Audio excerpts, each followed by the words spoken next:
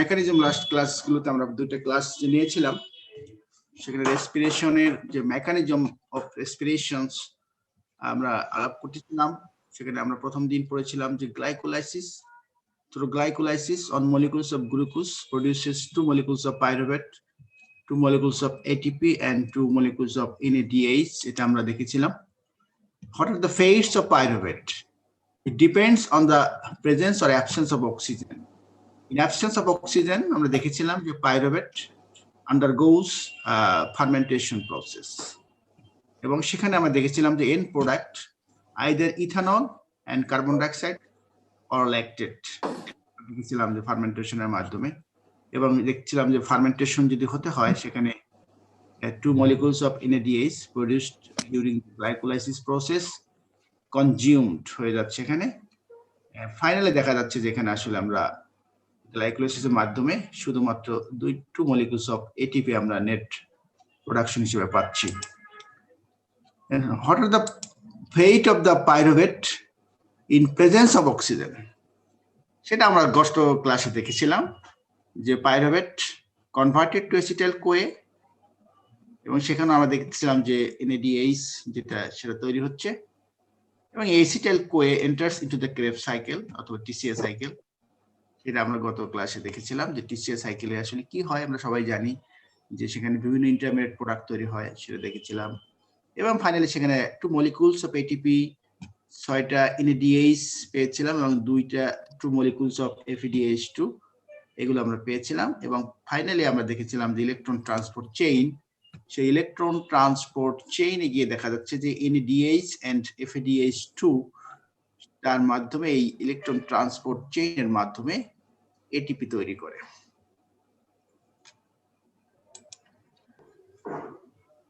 আসি আমরা আজকের যে টপিকস, যে আমরা ফ্যাক্টরস অ্যাফেক্টিং দ্য রেসপিরেশন, রেসপিরেশনের কি কি ফ্যাক্টর দ্বারা প্রভাবিত হচ্ছে সেটা আমরা দেখবো। আমরা যদিও এটা অনেকেই আমরা জানি যে কি কি ফ্যাক্টর দ্বারা ইনফ্লুয়েন্সড হয়, তো ডিটেইলস আমরা দেখবো।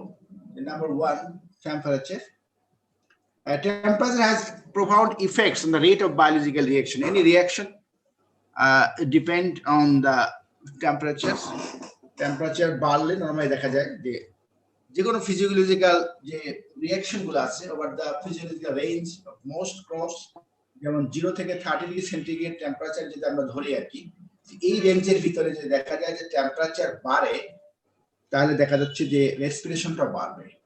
মানে এক্সট্রিমের নিচে অথবা এর উপরে যদি চলে যায়, তখন আবার এই সিস্টেম কাজ না করার সম্ভাবনা বেশি, নাও করতে পারে। আমরা জাস্ট বলছি যে 0 থেকে 30 ডিগ্রি সেন্টিগ্রেড টেম্পারেচারের ভিতরে, রেঞ্জের ভিতরে টেম্পারেচার বাড়লে আমরা বলবো যে রেসপিরেশন বাড়বে। এবং এখানে একটা ভ্যারিয়েন্ট অফ রুলস আছে।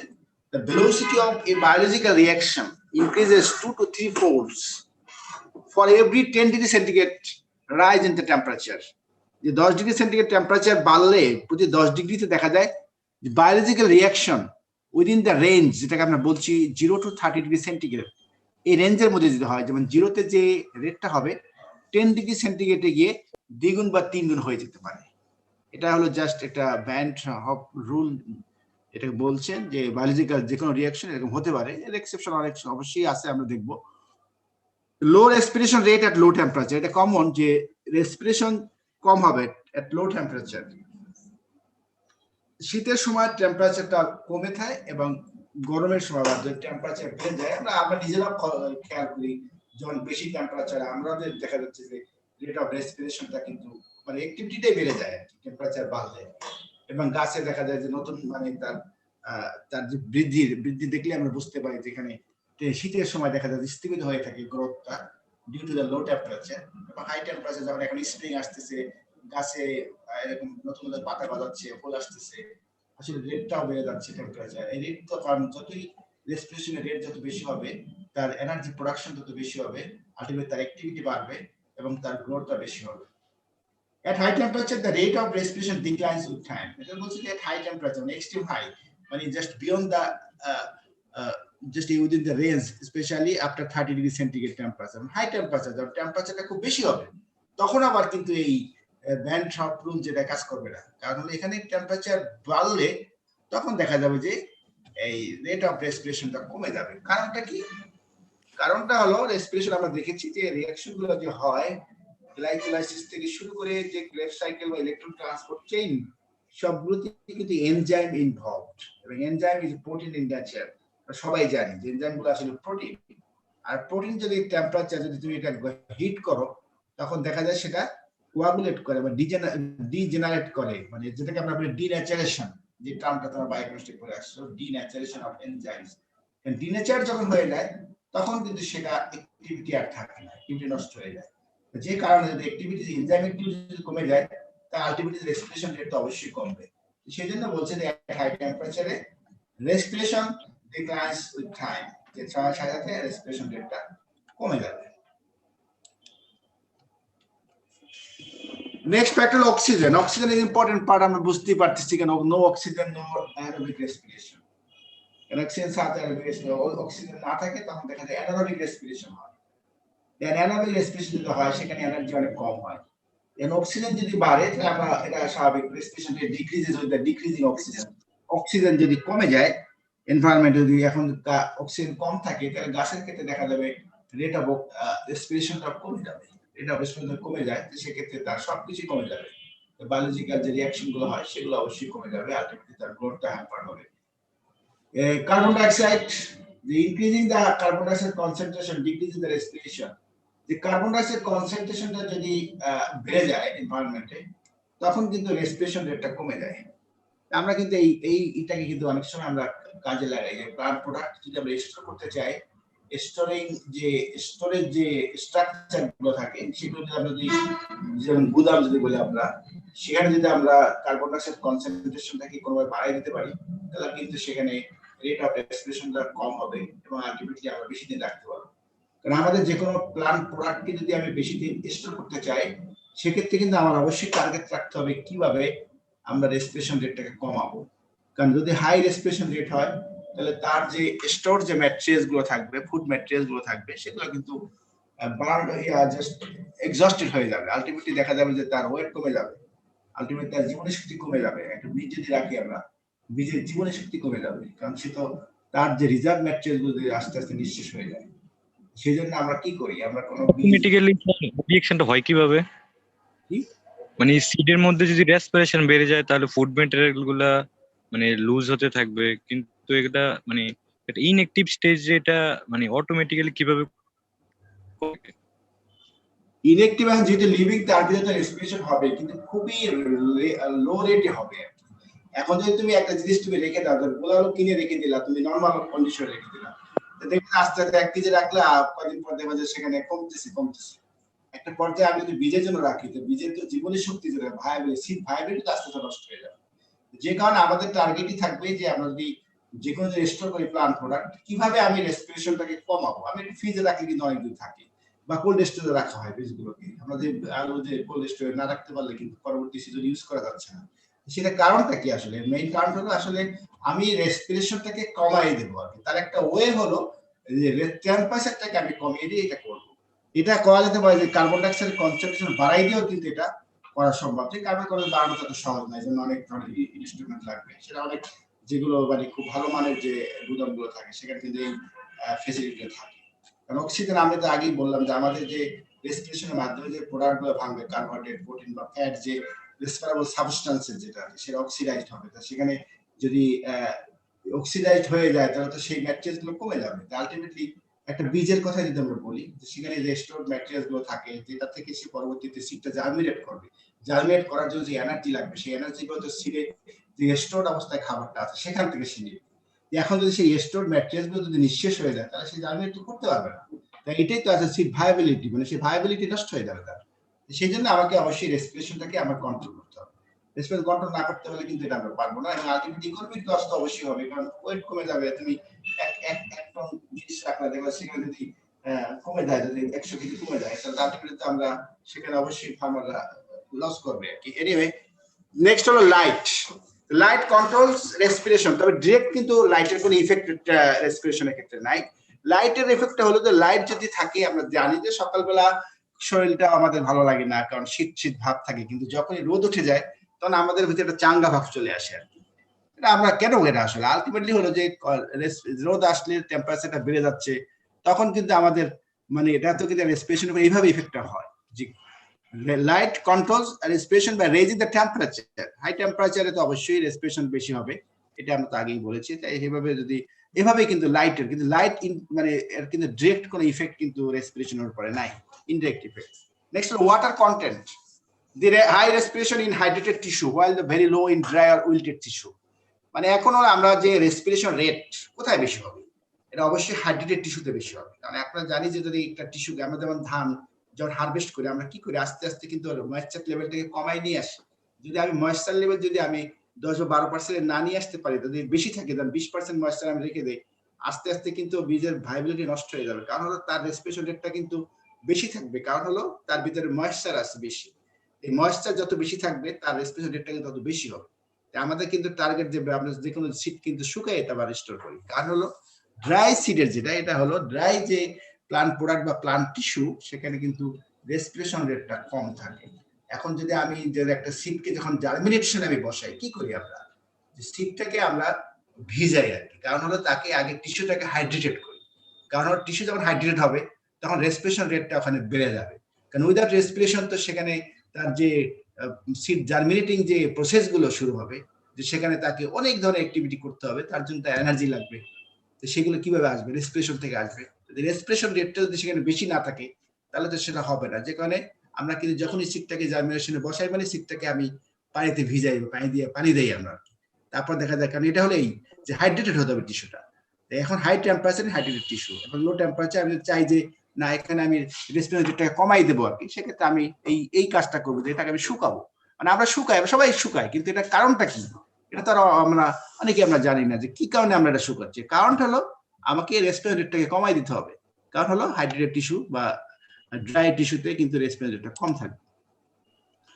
নেক্সট হলো রেসপিরেটরি সাবস্ট্রেট, যেটা আর কি যে এখন রেসপিরেটরি সাবস্ট্রেট রেসপিরেশন যে হবে সেখানে কি হবে, রেসপিরেশনে তারপর যে তার যে সাবস্ট্রেট যেমন কার্বোহাইড্রেট, প্রোটিন, ফ্যাট, যেগুলো ভেঙে শক্তি তৈরি হয়, আমরা যেটা গত ক্লাসে আমরা দেখেছি যে কার্বোহাইড্রেট, প্রোটিন, ফ্যাট ভেঙে কিভাবে এনার্জিটা তৈরি হচ্ছে।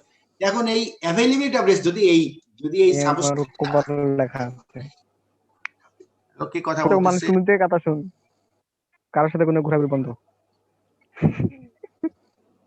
হ্যাঁ এখানে কে এটা ডি মোস্তফা, তোমার তো এটা মাইক্রোফোন এখন অন কেন?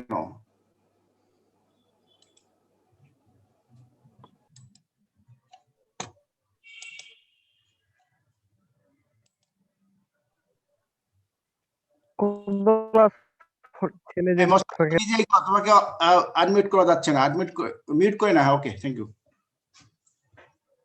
যেটা বলতেছিলাম, তো সবাই একটু মিউট করে রাখবো আর কি নিজেরাই, এখান থেকে আসলে অনেক তো তোমাদের অনেক সময় এখানে কন্ট্রোল করা কঠিন হয়ে যায়। রেসপিরেটরি সাবস্ট্রেট যেটা আমরা বলতেছিলাম, higher availability of respiratory substances increases the rate of respiration up to a certain limit। এখন যদি রেসপিরেটরি যদি সবকিছু অ্যাভেলেবল আছে কিন্তু দেখা যাচ্ছে যে সব কন্ডিশনগুলো favourable for respiration, but respiratory যে সাবস্ট্রেট যদি আমার ফুড ম্যাটেরিয়াল যদি সেখানে না থাকে বা কম থাকে, তো সেখানে তো রেসপিরেশনটা তার উপর ডিপেন্ড করবে। সেটা আমরা বলতে চাচ্ছি যেখানে higher availability of respiratory substances increases the rate of respiration up to a certain limit। Next stress. Stress আমরা সবাই এটা বুঝি, যখন স্ট্রেসের একটা প্লান্ট পরে, অথবা আমি যদি আমার স্ট্রেস, আমার বডিতে যদি স্ট্রেস পরে কোনো কারণে আমি অসুস্থ হচ্ছি আর কি, তখন রেসপিরেশনের যে রেটটা আর কি সেটা কিন্তু ভেরি করবে। আমি কন্ট্রোল নর্মাল অবস্থায় আমার যে অ্যাক্টিভিটি গুলো হচ্ছে, তখনই আমি স্ট্রেসে পড়বো, তখন স্ট্রেসটাকে কমব্যাট করার জন্য, স্ট্রেসটা থেকে রিকভার করার জন্য আমার বডি কিন্তু বিভিন্ন ধরনের ভিতরেই কিন্তু তার অনেক ধরনের কাজ করতে, এক্সট্রা কাজ করতে হবে। এর যদি এক্সট্রা কাজ করতে হয় তাহলে অবশ্যই তাকে এক্সট্রা এনার্জি লাগবে। এক্সট্রা এনার্জি যদি লাগে তো অবশ্যই এক্সট্রা রেসপিরেশন রেটটা তো অবশ্যই বাড়তে হবে। এটা হলো জাস্ট কমন একটা জাস্ট যদি আমরা বলি আর কি, যে এখানে মেকানিক্যাল যদি আমরা প্লান্টের ক্ষেত্রে বলি, মেকানিক্যাল ডিস্টারবেন্স, একটা গাছকে আমি কেটে ফেললাম, তখন সে কি করবে, যখনই আমি কেটে ফেললাম একটা গাছকে, মনে করো গাছকে একটা পার্ট নষ্ট হয়ে গেল বা ইনসেক্ট অথবা অন্য কোনো দ্বারা ইনজিউর্ড হলো, তখন কি হবে, ওই যে ইনজুরিটা হলো এই ইনজুরিটা তো হিলিং করতে হবে। হিলিং করতে গেলে গাছ কি করবে, তাকে তো অবশ্যই সেখানে বিভিন্ন ধরনের বায়োকেমিক্যাল রিঅ্যাকশন করতে হবে, তার জন্য এনার্জি লাগবে, তার জন্য ইন্টারমিডিয়েট প্রোডাক্ট লাগবে, তাকে ফুড ম্যাটেরিয়াল ভাঙতে হবে। আলটিমেটলি কিন্তু রেট অফ রেসপিরেশনটা বেড়ে যাবে। মেকানিক্যাল ডিস্টারবেন্স, ইনজুরি আর infection increases the respiration. Stress মানে আন্ডার স্ট্রেস কন্ডিশন আমরা কিন্তু এটা রেসপিরেশন রেটটা কিন্তু অবশ্যই বেশি হবে। নেক্সট হলো inhibitors, there are several inhibitors আছে যেটা আসলে ইনহিবিট করবে রেসপিরেশনটাকে। যেমন আরো কিছু কেমিক্যালস আছে রেসপিরেটরি যে রেসপিরেশনকে কমাই দেবে, এমনকি বন্ধ করে দিতে পারে। যেমন বিষ, যেটা একটা মানুষ যখন বিষ পান করে সে মরে যাচ্ছে আর কি, আসলে কিন্তু ওই বিষটা কি অ্যাফেক্ট করে রেসপিরেশনকে বন্ধ করে দিচ্ছে, যে কারণে এই যে অ্যাজাইড বা সায়ানাইড এগুলো সবই আসলে বিষাক্ত কেমিক্যাল বা বিষাক্ত গ্যাস। যেমন কার্বন মনোঅক্সাইড আমরা দেখি অনেক সময় যে মানুষ মানে ট্যাঙ্কির ভিতরে নামছে পরিষ্কার করার জন্য, সে আর উঠতে পারে না, মারা যাচ্ছে। কেন? কারণ কার্বন মনোঅক্সাইড ছিল। আসলে কার্বন মনোঅক্সাইড কি করে? এটা ইনহিবিট করে, রেসপিরেশনকে ইনহিবিট করে। রেসপিরেশনকে ইনহিবিট করা মানে হলো নো এনার্জি, আলটিমেটলি তো সে মারা যাচ্ছে। এই ইনহিবিটরের আসলে এরকম আমরা কোনো গাছকেও কিন্তু এরকম যদি আমরা এই কেমিক্যাল এগুলো স্প্রে করি বা এরকম কিন্তু মারা সম্ভব। নেক্সট জুভেনাইলিটি অফ দ্য টিস্যু, এটা ইম্পর্টেন্ট যে জুভেনাইলিটি মানে জুভেনাইল, যে এখন একটা গাছের যে গ্রোথ, জুভেনাইল গ্রোথ মানে তার যে ইয়াং অবস্থা, যেটা ইয়াং স্টেজে কিন্তু তার রেট অফ রেসপিরেশনটা বেশি হবে স্বাভাবিক। আমাদের যখন ইয়াং আমাদের জাস্ট শক্তি বেশি থাকে আর কি, কারণ হলো রেসপিরেশন রেটটা বেশি। একটা বয়স্ক লোক তার রেসপিরেশন রেটটা কিন্তু আসলে শক্তি বেশি তৈরি করতে পারতেছে না, কারণ তার রেটটা কমে যাচ্ছে। জুভেনাইলিটি একটা ইম্পর্টেন্ট, যে young growing cells exhibit high rate of respiration as compared to the mature cell. একটা সেল যখন ম্যাচিউর হয়ে যায় তার তো কাজকর্ম একটা কমে যায়, কারণ সে তো আর নতুন করে তার গ্রোথ, তার অ্যাক্টিভিটি গুলো ডিক্লাইন করবে আর কি। সেটাই আমরা বলতে চাচ্ছি যে জুভেনাইলিটি অফ টিস্যু একটা important factor for plant and also other parts. Factor affecting respiration, the stage of development. এখন স্টেজ অফ ডেভেলপমেন্ট যে একটা গাছের অথবা একটা অ্যানিমালের যদি আমরা বলি যে তার স্টেজ অফ ডেভেলপমেন্ট, যে তার যে একটা গাছের ক্ষেত্রে বলি তার যে সিডলিং স্টেজ বা জার্মিনেশন স্টেজ বা তার ফ্লাওয়ারিং স্টেজ বা ম্যাচিউর স্টেজ, বিভিন্ন ধরনের স্টেজ থাকে, ডেভেলপমেন্টাল স্টেজ থাকে। এখন এই ডেভেলপমেন্টাল স্টেজের কারণে কিন্তু ভেরি করবে, এবং এটা কমিউনিটি মানে বিভিন্ন ধরনের প্রোডাক্টের জন্য আলাদা আলাদা হবে। যেমন গোলালুর ক্ষেত্রে এক ধরনের হবে, আমের জন্য এক ধরনের হবে, বিভিন্ন ধরনের কিন্তু রেসপিরেটরটা আবার একই প্লান্টের ভিতরে তার যে ডেভেলপমেন্টাল স্টেজের উপর ডিপেন্ড করে রেটটা ভেরি করবে। যে স্টোরেজ অর্গান যেমন such as nerves, tubers have low respiration. Storage organ যেগুলো থাকে, নার্ভ, টিউবার্স, এদের রেসপিরেশন রেটটা একটু কম থাকে। Tissues with vegetative floral meristem, যে মেরিস্টেম যেখানে থাকে, এই মেরিস্টেম যে পার্টে বেশি থাকবে আর কি, সেই পার্টে অবশ্যই বেশি হবে, কারণ মেরিস্টেম এখানেই তো গ্রোথটা হবে, এখানে তো অ্যাক্টিভিটি গুলো করতে হবে বেশি আর কি। কারণ গাছের গ্রোথ হবে এই মেরিস্টেম থেকে, আস্তে আস্তে মানে গাছ বড় হবে, যে কারণে এখানে অবশ্যই টিস্যু যেখানে এই বেশি হবে। যেমন অ্যাসপারাগাস, ব্রোকলি, এই এখানে দেখা যাচ্ছে যে আমরা যদি দেখি অ্যাসপারাগাস তো আমরা এখানে দেখি না আর কি, বাইরে আমরা দেখে আসছি যে এখানে সব মানে ওইটাই বার্ড গুলো থাকে আর কি, মানে গ্রোয়িং পার্টটাই আসলে খাওয়া হয়। এই গ্রোয়িং পার্ট যদি থাকে তাহলে অবশ্যই রেট অফ রেসপিরেশন বেশি হবে। As plant organ mature the rate of respiration typically decline. এটা আমরা আগেই বলছি, যখনই একটা প্লান্ট ম্যাচিউর করবে আর কি, ম্যাচিউর করতে থাকে তখন আস্তে আস্তে তার স্বাভাবিক বয়স হয়ে যাচ্ছে, তার অ্যাক্টিভিটি কমে যাবে, রেসপিরেশনটা কমে যাবে। After harvest the respiration rate typically decline. মানে একটা যখন আমরা কোনো হারভেস্ট করব, কোন একটা প্রোডাক্টকে যখন হারভেস্ট করি, মানে জাস্ট ম্যাচিউর হয়ে গেল, হারভেস্ট করে ফেললাম, আলটিমেটলি তার rate of respiration typically decline করবে। তবে এখানে এক্সেপশন, একটা খুব ইম্পর্টেন্ট এক্সেপশন আছে, এটা নিয়ে আমরা নেক্সট স্লাইডে দেখব, যে র্যাপিড আর sometimes dramatic rise in respiration during the ripening of climatic fruits. মানে ক্লাইমেটিক যে ফ্রুটস, এক ধরনের ফল আছে যাদেরকে আমরা বলি ক্লাইমেটিক ফ্রুট, এই ফলের ক্ষেত্রে উল্টা ঘটনা দেখা যায়। আমি যে কথাটা বললাম যে ডিক্লাইন করবে হারভেস্ট করার পরে, কারণ হারভেস্ট করার পরে সে ডিটাচড হয়ে গেল, তার অ্যাক্টিভিটি এখন কমে যাবে, কিন্তু দেখা যাচ্ছে না এই ক্লাইমেটিক ফ্রুট যেটা আছে হারভেস্ট করার পরে তার অ্যাক্টিভিটি হঠাৎ করে বেড়ে যায় আর কি। তো সেইটা আমরা দেখবো যে ক্লাইমেটিক ফ্রুট আসলে কারা। এরপরে নেক্সট স্লাইডে আমরা দেখবো। আমি জাস্ট এখানে একটা ফ্রুট এন্ড ভেজিটেবল নিয়ে আসছি এক্সাম্পল, যে তাদের রেট অফ রেসপিরেশনটা কেমন, যেমন ভেরি লো, লো, মডারেট, হাই এবং এক্সট্রিম হাই। এখানে জাস্ট কয়েকটা, যেমন ভেরি লো, যেন এখানে ড্রাইড ফ্রুট, নাটস যেগুলো আছে এগুলো খুবই কম থাকে এদের রেসপিরেশন রেটটা, যেখানে আমরা অনেকদিন রেখে রাখতে পারবো, কোনো সমস্যা হবে না। যাদের লো আর কি, যেমন আপেল, গার্লিক, এই লো, মানে এখানে আমাদের জানা থাকলে তারা কয়দিন আমি কি পরিমাণ রাখতে পারবো, তার যে শেলফ লাইফটা কেমন হতে পারে আর কি, তার একটা আইডিয়া এখান থেকে পাওয়া যাবে আর কি, এবং আমি কিভাবে স্টোর করবো সে একটা আইডিয়া পাবো আমরা। লো যেটা, যেমন আপেল, গার্লিক, গ্রেপ, এগুলো দেখা যাচ্ছে বাজারে, আমরা আপেল দেখি, অনেকেই মনে করি যে কিভাবে আপেল থাকে, আসলে তার তো যেহেতু রেসপিরেশন রেটটা কম থাকে যে কারণে তাকে বেশি দিন কিন্তু রাখা সম্ভব। তারপর হলো মডারেট, যেমন cabbage, carrot, fig, lettuce, peach, pears, এগুলো পটেটো, টমেটো, এগুলো হলো মাঝারি আকারের এদের রেসপিরেশন রেট থাকে আর কি। অনেক হাই থাকে, যেমন আর্কিডচোক, এটা অ্যাকচুয়ালি এক ধরনের ভেজিটেবলস, এটা জাস্ট ফ্লাওয়ার বার্ড আর কি, আমাদের দেশে আমরা পাই না আর কি। ব্রাসেলস স্প্রাউট, এটা একটা আসলে অন কাইন্ড অফ ক্যাবেজ, ছোট ছোট ক্যাবেজ আর কি, তোমরা নেটে সার্চ দিয়ে দেখতে পারো ছবিটা, মানে ক্যাবেজের মধ্যে, কিন্তু ক্যাবেজটা সাইজ অনেক ছোট আর কি। এটা জাস্ট ক্যাবেজের মাঝখান দিয়ে কেটে দেখা যায় ভাজি করে খেয়ে ফেলতেছে আর কি, মানে জাস্ট ছোট ছোট ক্যাবেজ আর কি। তারপর cut flowers, green onions, snap beans, এটা বিনস এর একটা ফ্রেঞ্চ বিনের মতো আর কি, মানে একটা ভিন্ন ধরনের বিন আর কি। এগুলো রেসপিরেশন রেটটা কিন্তু হাই, যে কারণে আমরা ধরো এই যে ব্রাসেলস স্প্রাউট যদি আমি যেটা আমি জাপানে দেখে আসছি, জাপানে আমরা যদি কিনে নিয়ে আসি, দেখা যাচ্ছে যেটা বেশিক্ষণ রাখা যায় না আর কি, আনার ফ্রেশ অবস্থায় খেতে হয়, কারণ এটা তাড়াতাড়ি নষ্ট হয়ে যায় due to the high respiration, extremely high. যেমন অ্যাসপারাগাস, এই যে আগেই বলছিলাম, যেটা খুবই রেসপিরেশন খুব বেশি, কারণ এখানে এটা পুরোটাই মেরিস্টেম আর কি, যে পার্টটুকু বাজারে নিয়ে আসা হয় দেখা যাচ্ছে যে পুরোটা একবার নরম থাকে। ব্রোকলি আমরা দেখছি যে ব্রোকলি কিন্তু আজকে কিনলে কালকে কিন্তু তোমরা যদি রেখে দাও দেখবে কালকে খাওয়া যাচ্ছে না, কেমন যেন হয়ে যাচ্ছে আর কি।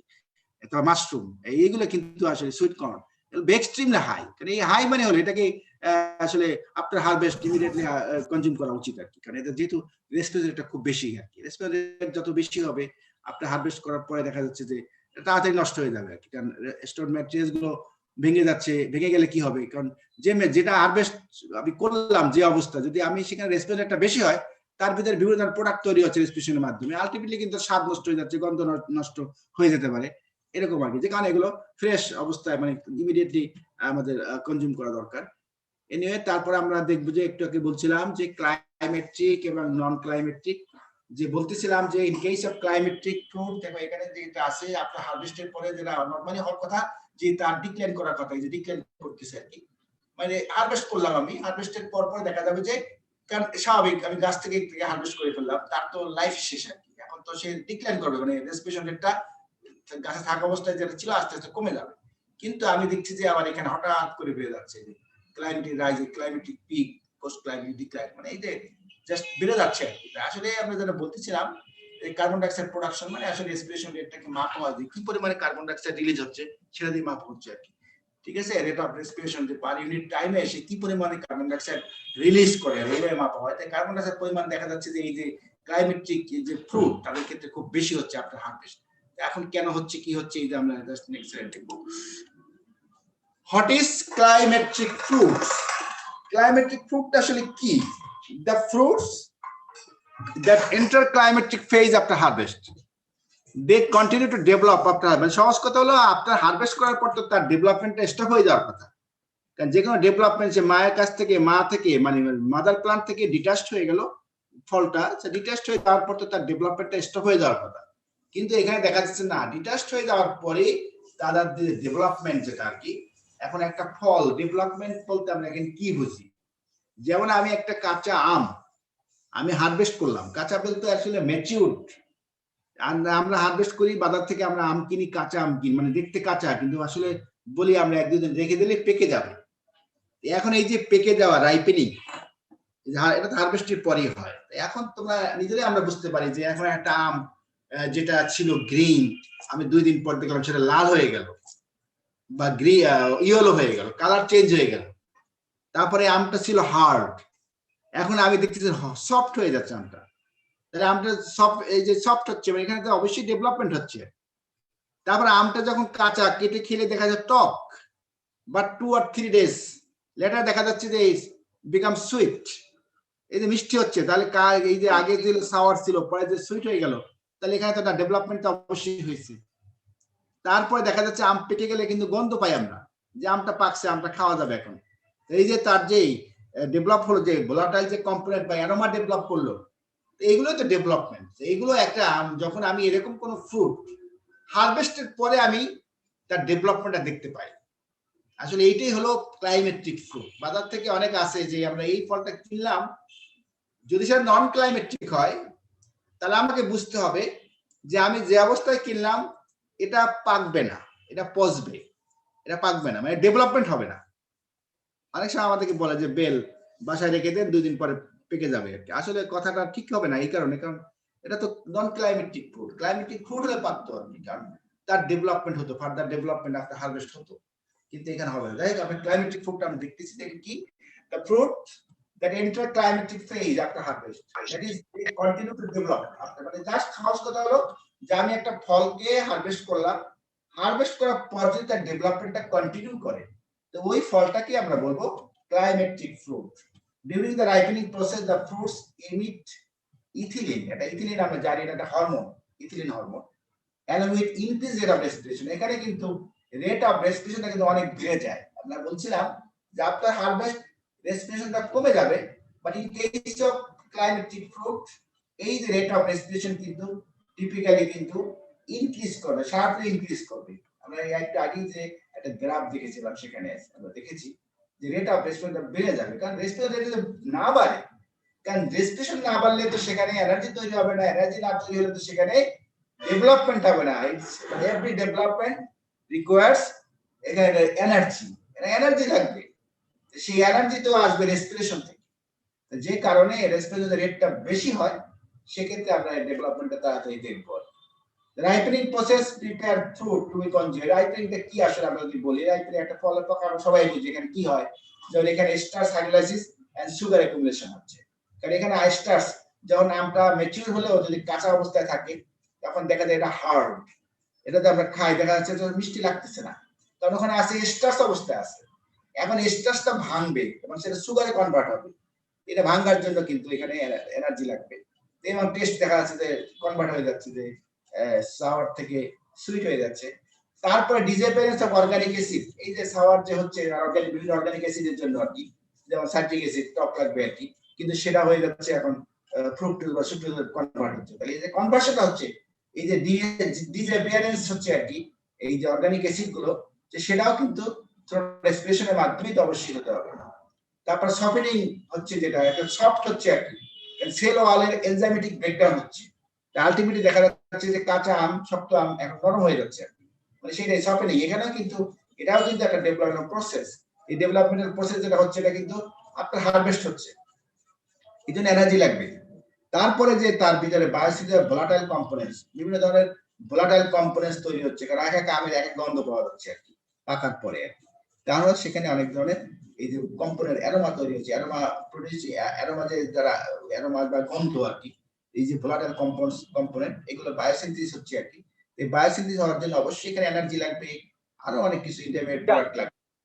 এরপর হলো বায়োসিনথেসিস অফ কালার, বিভিন্ন পিগমেন্ট ডেভেলপ করে। এখন যে সবুজ গ্রিন পিগমেন্ট, বাট এটা ইয়েলো হয়ে যাচ্ছে, অন্য পিগমেন্টে কনভার্ট হয়ে যাচ্ছে, তাহলে সেটা কিন্তু বায়োসিনথেসিস করতে হবে, এই জন্য এনার্জি লাগবে। এই যে এজ এ হোল আর কি, এই একটা রাইপেনিং এই প্রসেস, এই রাইপেনিং প্রসেসের জন্য কিন্তু এনার্জি লাগে, এবং সেই এনার্জিটা আসে রেসপিরেশন থেকে। এবং এটা আমরা দেখি যে হারভেস্টের পরে অনেক ফলই আছে যে রেখে দিলে আমরা পেকে যাচ্ছে, রেখে দিলে যে পেকে যাচ্ছে হারভেস্টের পরে, ওই ফলগুলোকে আমরা ক্লাইমেটিক ফ্রুট বলবো। আরেকটা যদি আমি দেখি যে হারভেস্টের পরে আর তার চেঞ্জ হচ্ছে না, মানে পাকতেছে না আর কি, সহজ কথা আর কি।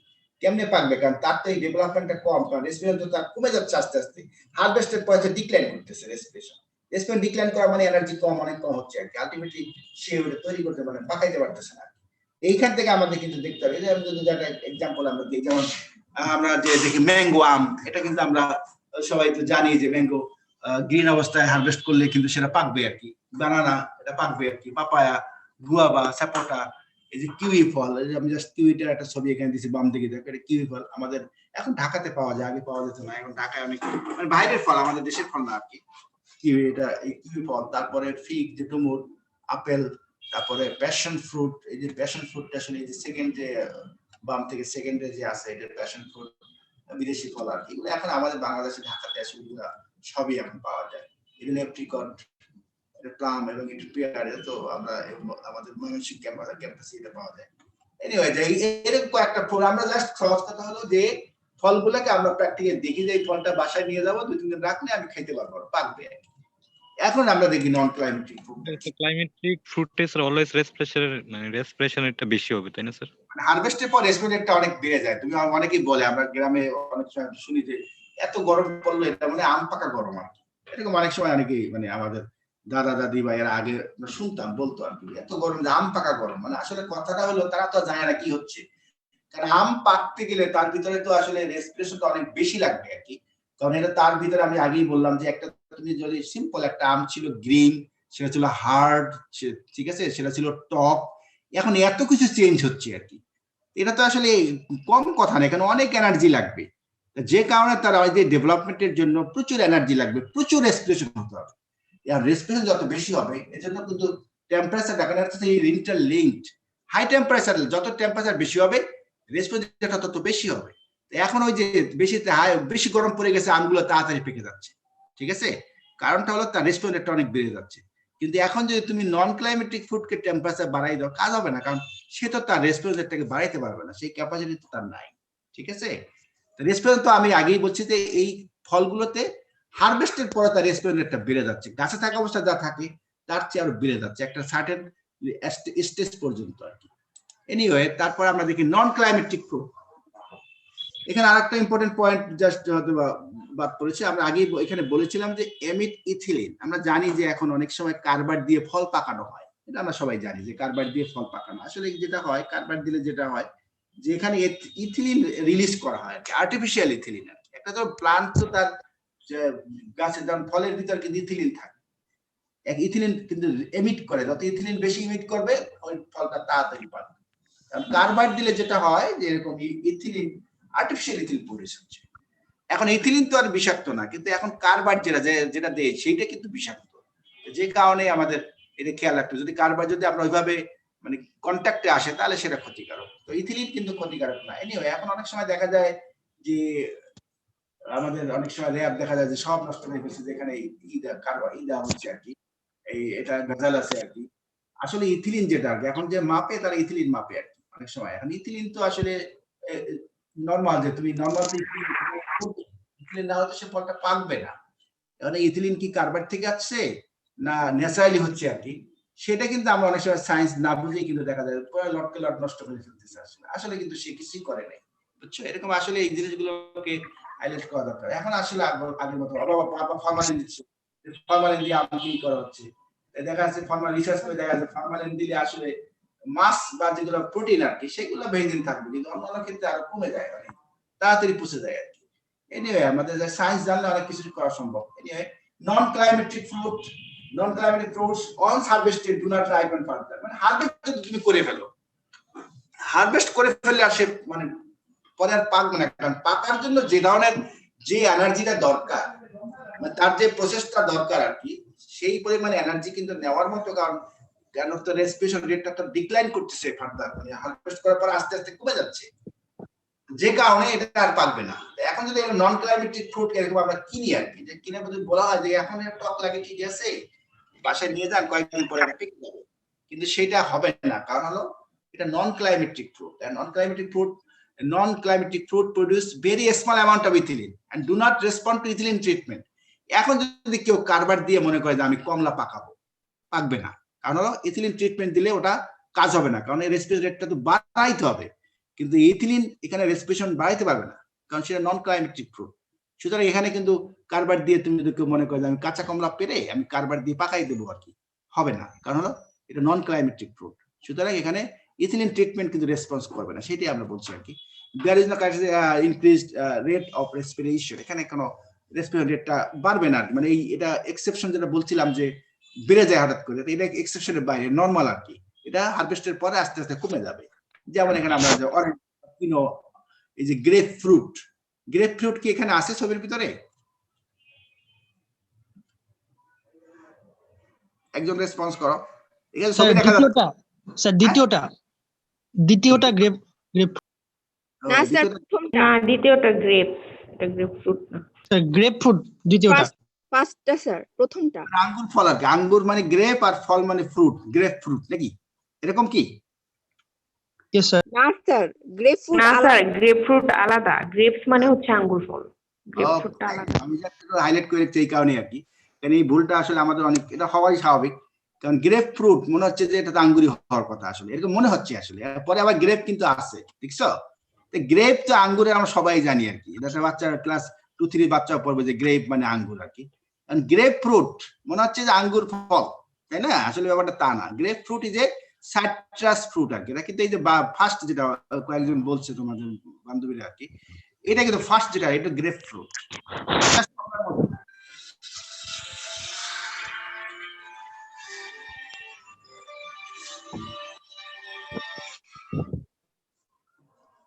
আচ্ছা রিজন আমি একটু ক্লাসে আছি একটু পরে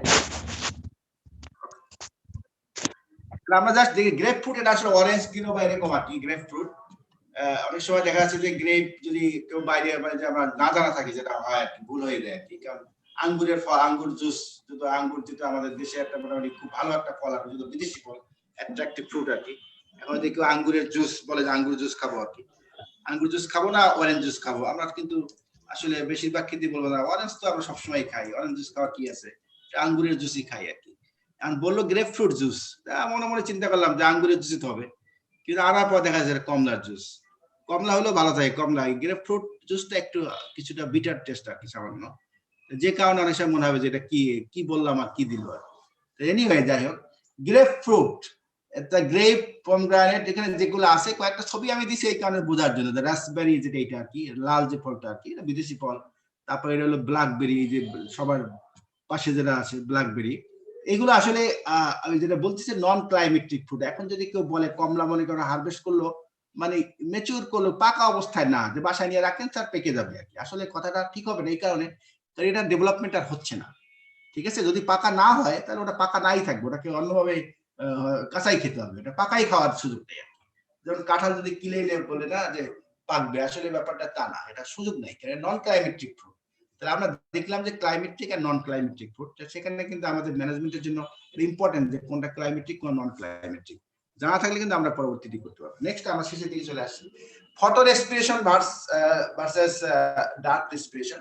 আসলে তোমাদের আলমগীর স্যার পড়ানোর কথা ছিল আগে, সবার আগে, উনি পরে পড়াবেন, উনি ফটো রেসপিরেশনটা উনি পড়াবেন। কারণ যেহেতু ফটো রেসপিরেশন, এটা মনে হচ্ছে যে আসলে রেসপিরেশন আবার ফটো ব্যাপারটা একটু কেমন, কারো কি আইডিয়া আছে? জাস্ট যদি কেউ একটু 10 সেকেন্ডে বলতে পারবে ফটো রেসপিরেশনের টার্মটা কেউ শুনছো কিনা?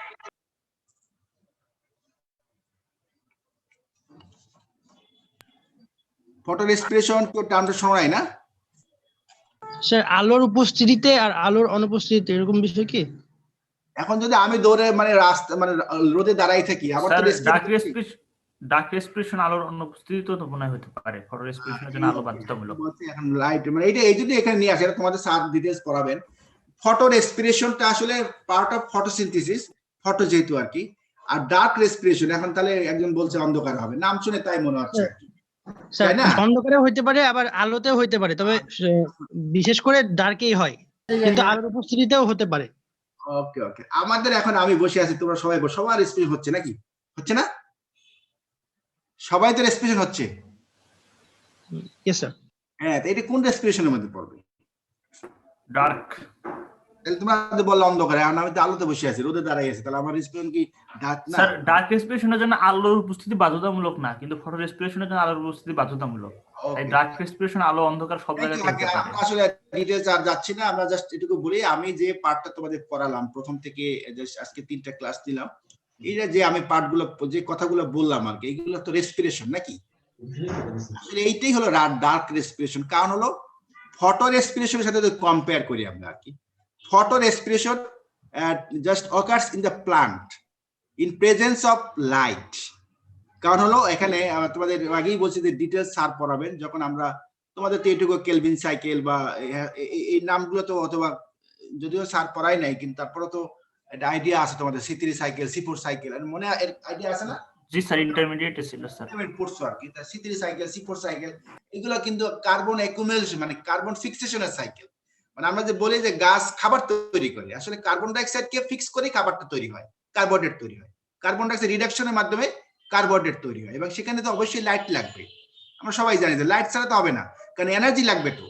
আজকে আমরা দেখলাম খাবার ভেঙে এনার্জি তৈরি হচ্ছে, আসলে খাবারের ভিতরে এনার্জিটা কিভাবে আসে? ওই লাইট এনার্জিটা ট্র্যাপড হচ্ছে ওখানে, ঠিক আছে? যেমন কার্বন ডাইঅক্সাইডের মাধ্যমে কার্বন ডাইঅক্সাইড রিডিউসড হয়ে কার্বোহাইড্রেট তৈরি করতেছে, এটা হলো ফটোসিনথেসিস। এখন এই ফটোসিনথেসিসের ভিতরে দেখা যাচ্ছে যে আমাদের মানে এটা তোমাদের আমি আগে একটু পরের স্লাইড যদি আমরা দেখি, এরকম একটা স্লাইড যদি আমরা জাস্ট এটাকে কেউ ওইভাবে দেখার দরকার নেই, আমি জাস্ট আমাদের তোমাদের স্যার ডিটেইলস এটা পড়াবেন। এই যে কেলভিন সাইকেল, ডান দিকে দেখো কেলভিন সাইকেল, কেলভিন সাইকেল মানে কার্বন ডাইঅক্সাইড ঢুকতেছে উপর থেকে, এই ঢুকে কিন্তু এই সাইকেলটা কমপ্লিট করে এই যে কার্বোহাইড্রেট তৈরি করতেছে, এখানে এই যে কমপ্লিট করে কার্বোহাইড্রেট তৈরি করতেছে। এখন দেখা যাচ্ছে যে এনভায়রনমেন্টে কোনো কারণে যদি অক্সিজেন কমে যায়, কার্বন ডাইঅক্সাইড কমে যায়, কার্বন কম, তখন দেখা যায় সে বসে থাকে না, এই C3 প্লান্ট কি করে অক্সিজেনটা ধরে ফেলে আর কি। এখন অক্সিজেন ধরে ফেলে যেটা হয় সেখানেও সুগার তৈরি হয়, তবে সুগার তৈরি করতে গিয়ে তাকে কার্বনকে এখানে দেখো বাম দিকে দেখো, শুধু এইটুকু দেখে রাখো কি হয়, এটা আসলে পরে ডিটেলস তোমরা পড়বো আর কি। এই যে কার্বনটা বের হয়ে যাচ্ছে, তোমার কি মাউসের দেখা যায়, বোঝা যায়? যে কোনো একজন রেসপন্স করো। হ্যাঁ স্যার। এই যে আমি যেটা বললাম যে কার্বন ডাইঅক্সাইড ঢুকলো, এটা হলো কেলভিন সাইকেল। এই যে পিজিএ বেড়া ফসফোগ্লিসারিক অ্যাসিড আর কি, পিজিএ নাম শুনছো তোমরা, মানে এই পিজিএটা তৈরি হয়, এটা এখান থেকে পরবর্তীতে কার্বোহাইড্রেট তৈরি হয় আর কি। এই যে 2 মলিকুলস পিজিএ তৈরি হয়, কারণ হলো আরইউবিপি যেটা এটা 5 কার্বন কম্পাউন্ড, এটা হলো 5 কার্বন কম্পাউন্ড, আর কার্বন আছে একটা 6টা, তাহলে 6টা থেকে এই 3 কার্বন কম্পাউন্ড 2টা হয় পিজিএ। এটা হলো কেলভিন সাইকেল, ঠিক আছে। এখন দেখা যাচ্ছে যে কার্বনটা ঢুকতে পারলো না, কার্বন ডাইঅক্সাইড বাতাসে কম নাই, তখন এই যে রুবিস্কো যেটা এই যে এনজাইমটা, এই এনজাইমটা ডুয়েল ন্যাচারের, সে কি করে তখন অক্সিজেনকে ধরে ফেলে। অক্সিজেন যখন ধরবে তখন তো কার্বন তো আর পাইলো না, সে তার তো 5টা কার্বন, আর ইউবিপি 5 কার্বন, 5টাকে তুমি তো 2 কার্বন পিজিএ হবে না, 2 মলিকুল, তখন যেটা 5টা যেভাবে হয় যে 3 কার্বন একটা পিজিএ তৈরি হয়, আর একটা 2 কার্বন ফসফোগ্লাইকোলেট তৈরি হয়। এই যে ফসফোগ্লাইকোলেট, এই যে ফসফোগ্লাইকের গাছ তৈরি করে ফেললো, এখন হলে সমস্যা, এখন এইটাকে গাছকে হজম করতে হবে। এই হজম করার প্রসেসটা হলো এই যে আবার সাইকেলের মাধ্যমে, এই হজম করে করে করে করে দেখা যাচ্ছে এই যে পিজি তৈরি করে, মানে ফসফোগ্লাইকোলেট তৈরি করে, মানে ফসফোগ্লিসারেট তৈরি করে পিজিএ যেটা, তো পিজিএ কিন্তু ফাইনালি হলো এই যে 2 কার্বন থেকে 3 কার্বন হলো। 2 কার্বন থেকে 3 কার্বন যদি হতে হয়, তার উপায়টা কি, যে এর 2 মলিকুল মিলে 4টা কার্বন হলো, একটা কার্বন সে ছেড়ে দিল, ঠিক আছে, সে ছেড়ে দিলে কি হলো, তাহলে 3টা কার্বন থাকে না, সেই 3টে হলো ফসফো মানে গ্লিসার পিজিএ যেটা। তাহলে এখন অক্সিজেন ঢুকলো, এই যে কার্বনটা তাকে ছেড়ে দিতে হলো আর কি সিস্টেমের কারণে। তাই আলটিমেটলি এই জন্য বলছে এটাকে রেসপিরেশন, অক্সিজেন ঢুকছে কার্বন ডাইঅক্সাইড বের হয়েছে, এখানে কিন্তু কোনো এনার্জি তৈরি হয় নাই, আর এখানে কিন্তু কোনো ভেঙে ভেঙে মানে বড় জিনিস কিন্তু ভেঙে ভেঙে ছোট হয় না, যেটা আমরা এর আগে দেখেছি আর কি। এই জন্য এটাকে বলছে, এটাও এক ধরনের রেসপিরেশন বলছে আর কি সায়েন্টিস্টরা, কারণ হলো অক্সিজেন ঢুকছে কার্বন ডাইঅক্সাইড বের হচ্ছে, আসলে তো এটা ফটোসিনথেসিস, ফটোসিনথেসিস ঘটতে গিয়ে এই ঘটনা ঘটে পড়ছে আর কি, কার্বন ডাইঅক্সাইড না পেয়ে এসে অক্সিজেন ধরে ফেলছে, এই জন্য এটাকে বলে ফটো রেসপিরেশন। এখন ফটো বলতে গিয়ে আমরা যেটা পড়াইলাম সেটার সাথে কম্পেয়ার করতে গিয়ে ডার্ক রেসপিরেশন, ডার্ক রেসপিরেশন এটাকে অনেক সময় বলি আমরা ট্রু রেসপিরেশন, কথাই একই আর কি। আমরা যে রেসপিরেশন সংজ্ঞা তোমাদেরকে দিয়েছিলাম সেটা হলো রেসপিরেশন অথবা ডার্ক রেসপিরেশন অথবা ট্রু রেসপিরেশন, আর যেটা এখন বললাম সেটা হলো ফটো রেসপিরেশন। তাহলে কি হবে সেটা, absorption of oxygen and liberation of carbon dioxide. আমরা একটু আগে দেখলাম যে অ্যাবজর্পশন হচ্ছে অক্সিজেন, কার্বন ডাইঅক্সাইড লিবারেট করতেছে বাই এটা ফটোসিনথেটিক টিস্যু, কারণ যেখানে ফটোসিনথেসিস হচ্ছে সেখানেই তো এটা হবে, সেটা ফটোসিনথেটিক টিস্যু। তারপরে ফটোসিনথেসিস কখন হয়, ইন প্রেজেন্স অফ লাইট, এখানে লাইটের উপস্থিত হবে। এখন আমি যদি রোদে দাঁড়াই থাকি আমার কি হবে, কারণ আমার কি ফটোসিনথেটিক টিস্যু আছে, টিস্যু তো নাই, তো কেমনে হবে, without the release of energy. এবং এখানে কোনো রেসপিরেশন আমরা যাই পড়লাম সেখানে 2টা এটিপি হয় অথবা 38টা দেখাইলাম, এখানে কিন্তু কোনো এটিপি হবে না, কারণ এনার্জি রিলিজ এখানে হবে না, কারণ এটা তো রেসপিরেশন না, আসলে এখান থেকে এনার্জি তৈরি হবে না। সেটাই আমরা বলছি যে এইটা হলো ফটো রেসপিরেশন, এই যে আসলে part of dark reaction in photosynthesis in C3 plant. আসলে ফটো রেসপিরেশনটা হলো ডার্ক রিয়াকশনের একটা পার্ট, যেটাকে C3 প্লান্টে ঘটে। মানে এটা ফটোসিনথেসিস যখন তোমাদের পড়াবে তখন এই সাইকেলটা ডিটেইলস ওই স্যার পড়াবে, এই জন্য আর এর বাইরে আমি দেখলাম না। ওকে, এই যে একটু আগে এই যে অক্সিজেন এবং কার্বন বের হয়ে যাচ্ছে, এই পিজি তৈরি করতেছে। তাহলে ফটো রেসপিরেশন ডার্ক রেসপিরেশনের জাস্ট এখানে একটু যদি আমরা দেখি, জাস্ট কম্পেয়ার করি, কারণ যেহেতু ডার্ক রেসপিরেশন আমরা পড়ে আসছি, আর এর সাথে ফটো রেসপিরেশন যেটা এটা ফটোসিনথেসিস সেলে ঘটে, এটা লিভিং সেলে, অল লিভিং সেলে ঘটে ডার্ক রেসপিরেশন, এবং ইট tax place in chloroplast, mitochondria, এই 3টা অর্গান লাগে এখানে, এটা তোমাদের স্যার ডিটেইলস পড়াবেন, কারণ ক্লোরোপ্লাস্টে ফটোসিনথেসিস হয়, তারপরে মাইটোকন্ড্রিয়া গিয়ে রেসপিরেশন হয়, এবং পারক্সিজমে 3টা মিলে এইটা হয় ফটো রেসপিরেশন। আর ডার্ক রেসপিরেশন তো মাইটোকন্ড্রিয়াতে হচ্ছে, আমরা দেখলাম আর কি। এটা ডিপেন্ডেন্ট, লাইট নাই, নো ফটো রেসপিরেশন। এখানে কোনো ইন্ডিপেন্ডেন্ট লাইট আছে কি নাই কোনো নাই, রোদে দাঁড়িয়ে থাকলে আবার রেসপিরেশন হবে, আমি অন্ধকারে ঘুমাই থাকলেও রেসপিরেশন হবে, অল টাইম হবে আর কি। এখানে হাইড্রোজেন পারক্সাইড তৈরি হয়, এটা তোমাদের স্যার পড়াবেন কিভাবে তৈরি হয়। তো এখানে আমরা কত হাইড্রোজেন পারক্সাইড দেখি নাই, আমরা যেটা দেখলাম এখানে গ্লাইকোলেট, এই যে বলছিলাম ফসফোগ্লাইকোলেট, এটা একটা ইম্পর্টেন্ট, এইটাই হজম করা লাগে আর কি, যেখানে ফটো রেসপিরেশন হয়। আর এখানে আমরা দেখলাম যে অ্যাসিটাইল কোয়ে তৈরি হয়, এখানে অক্সিজেন কনসেন্ট্রেশনের উপরে ডিপেন্ড করে, এটা তো করে না আর কি। তারপর it does not generate ATP, ATP তৈরি করে, এখানে এটিপি তৈরি করে আর কি। জাস্ট এখান থেকে এটা জাস্ট তোমরা রাখবা, নোট রাখবা। অনেক সময় যখন ফটোসিনথেসিস ডিটেইলস পড়ানো হবে দেখবা, এটা পরীক্ষার সময় আমরা দিয়ে থাকি। এনিওয়ে আজকে এই পর্যন্তই। আমরা একটু অ্যাটেন্ডেন্সে তোমাদের দেওয়া হয়নি এখনো না? না স্যার, কিভাবে দিব স্যার? হ্যাঁ আমি জাস্ট দিচ্ছি, এখন লিংকটা দিচ্ছি।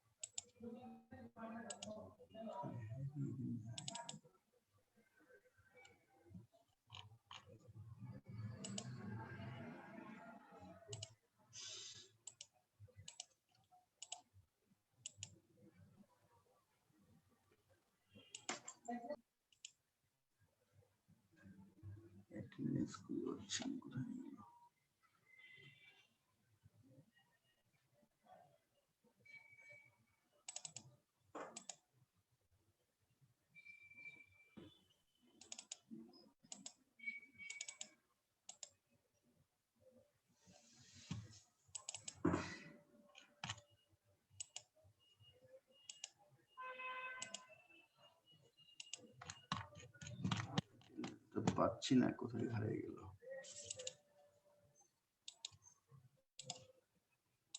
আচ্ছা আমি একটু দিচ্ছি, পরে তোমরা পরেই করে দিও আর কি। আমি লিংকে তোমাদের পাঠিয়ে দিচ্ছি একটু পরেই। এটা একটু প্রবলেম হচ্ছে জানি কেন।